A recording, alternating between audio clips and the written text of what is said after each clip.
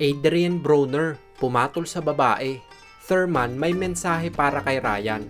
Pag-usapan natin yan mga trops. Ngunit bago tayo magpatuloy, pakiclick muna ng like and notification bell button at pasubscribe na rin sa aking Easy Work Sports YouTube channel. Maraming salamat trops. Former welterweight champion Kit One-Time Thurman nagpakita ng pag-aalala sa batang knockout artist na si Ryan Garcia. Dahil nga po sa mga weird and unusual behavior na ipinapakita ni Ryan sa mundo ng social media, kagaya ng mga Illuminati, satanic at alien stuff, noong mga nakarang araw ay hindi maiwasan na mapaisip at mag-alala ang buong boxing fans para dito. Sinabi ni Thurman na sana daw ay makakuha si Ryan ng tulong na kinakailangan niya ngayon. Wala daw may gusto na maudlot ang paparating na laban ni Ryan at former undisputed lightweight champion and current WBC junior welterweight champion Devin "The Dream" Haney. Subalit para kay Thurman ay hindi daw ito ang tamang panahon para sa laban na ito. Kung sakali daw na hindi naman desperado si Ryan sa kikitain sa laban, ay mas mabuti pa daw na isipin muna nito ang sariling kalusugan at kapakanan at bumalik na lang kung kailan na siya handa.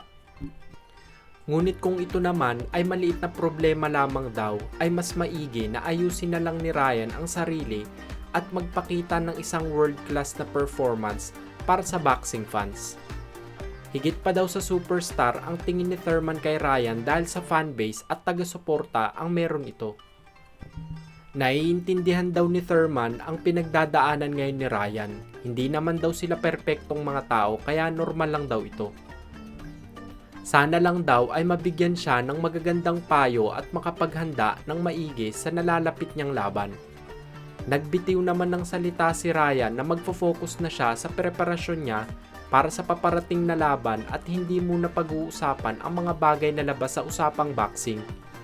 Nagbitiw din ng salita ang promoter ni Ryan na si Oscar De La Hoya na founder ng Golden Boys Promotion na matutuloy ang bakbakan nila Haney at Garcia.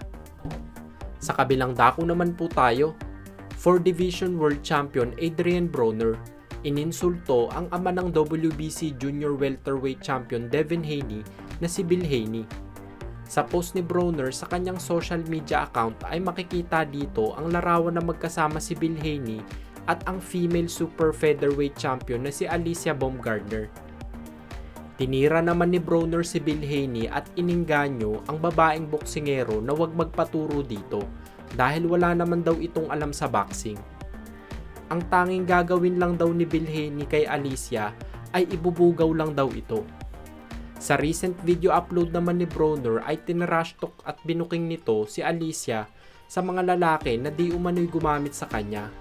At nag-name drop pa nga si Broner patungkol sa mga lalaking ito. Sinabi din ni Broner na may video footage siya sa kung paano gumiling ito si Alicia at inasar pa ito ni Broner na hindi marunong.